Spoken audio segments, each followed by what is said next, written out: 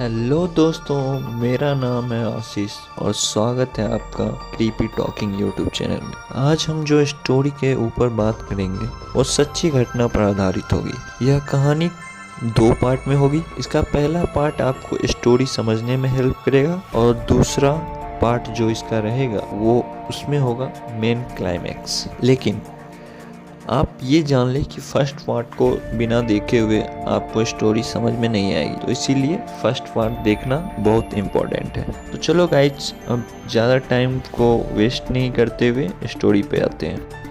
यह स्टोरी राहुल के द्वारा भेजा गया है। राहुल बताता है कि मैं उस समय 14 साल का था और 9वीं क्लास में पढ़ता था। मेरे आसपास में कोई भी अच्छा स्कूल भी नहीं था, इसलिए पापा मेरे बोर्ड्स के लिए मुझे कोई अच्छा स्कूल भेजवाना चाहते थे। जब वो मेरे लिए स्कूल देखने में लग गए तो उसका फीस काफ़ी ज़्यादा आ रहा था, लेकिन फिर बहुत खोजने के बाद हमें एक स्कूल मिल ही गया जिसका नाम DPS था और इसका फीस भी काफ़ी कम था। तो मेरा उसमें एडमिशन करवा दिया गया। मेरा एडमिशन स्कूल प्लस हॉस्टल दोनों में हुआ था। आखिर वो दिन आ ही गया जब मैं फाइनली सारा सामान लेकर हॉस्टल जाने के लिए तैयार था एंड सक्सेसफुली मैं हॉस्टल में शिफ्ट कर गया। पहले दिन तो मुझे घर वालों की बहुत याद आई, लेकिन मेरे रूम में एक और लड़का था, राज। उसने मुझसे बात किया तो फिर मेरा भी मूड सही हो गया। हमारे हॉस्टल में ऑलमोस्ट 20 बच्चे थे, जिसमें से 2 बच्चे सीनियर थे जो कि बहुत दिनों से हॉस्टल में थे। पहला दिन बीतने के बाद अगले दिन हमारे हॉस्टल की वार्डन हम लोगों से मिलने के लिए आई और फिर बोली, रात के 10 बजे के बाद कोई भी नीचे नहीं जाएगा। हम सब ने बोला ठीक है। ऑलमोस्ट 1 वीक के बाद मुझे रात में एक स्पेसिफिक टाइम पर 1 बजे से 2 बजे के बीच तरह तरह के आवाज़ें सुनाई देने लगी, जैसे पायल की आवाज़, नल चलने की आवाज़, बिल्ली के रोने की आवाज़। जब मैंने ये सब बात सीनियर को बताया तो उन्होंने जो कहा उससे तो मेरा होश ही उड़ गया।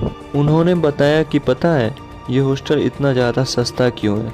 मैंने पूछा क्यों, तो उन्होंने बताया कि जिस जगह पर यह स्कूल है पहले यहाँ पर कब्रिस्तान था और इसी वजह से यह ज़मीन इतना ज़्यादा सस्ता है और आसपास कोई दुकान भी नहीं है।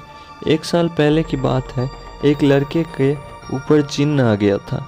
यह अजीब अजीब हरकतें करने लगा था, किसी से बात नहीं करता था, हमेशा काफ़ी ज़्यादा इत्र लगाए रखता था। फिर पंडित को बुलाया गया और बहुत ज़्यादा पूजा करवाया गया। जब हम लोग वो पूजा देखने गए थे तो मैंने देखा पंडित उससे पूछ रहा था, उसके सामने में 2 फूल रख के, एक लाल और एक सफ़ेद। उसने पूछा, तुम इस लड़के का अगर कोई भी नुकसान नहीं करना चाहते हो तो सफ़ेद फूल उठाओ और नहीं वरना लाल फूल उठाओ। और गेस व्हाट, उसने लाल फूल उठाया। फिर टीचर्स ने हमें वहाँ से भगा दिया और फिर कुछ दिनों के बाद वो लड़का हॉस्टल और स्कूल दोनों छोड़ के वहाँ से चला गया। राहुल को अब कुछ डर लगना स्टार्ट हो गया था, लेकिन आगे 2 मंथ तक कुछ भी वैसा खास हुआ नहीं जिससे राहुल को और इसके ऊपर स्टेप उठाना पड़े। फिर हॉस्टल का छुट्टी का दिन आया। राहुल भी और बच्चों की तरह अपना घर गया और उसने वहाँ पे अपने पापा को सभी बातें बताई जो कि हॉस्टल में उसके साथ घट रही थी।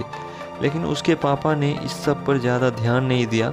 उन्होंने सोचा कि इससे दोस्त सभी मजाक कर रहे होंगे और फिर छुट्टी ख़त्म हो गया। राहुल फिर से हॉस्टल आ गया, लेकिन इस बार जब राहुल हॉस्टल आया तो उसके साथ कुछ ऐसा हुआ कि उसे भी हॉस्टल छोड़ना पड़ गया। आखिर क्या हुआ ऐसा राहुल के साथ कि उसे भी हॉस्टल छोड़ना पड़ गया? अगर आप भी देखना चाहते हैं तो पार्ट 2 देखना मत भूलिएगा। तब तक के लिए बाय।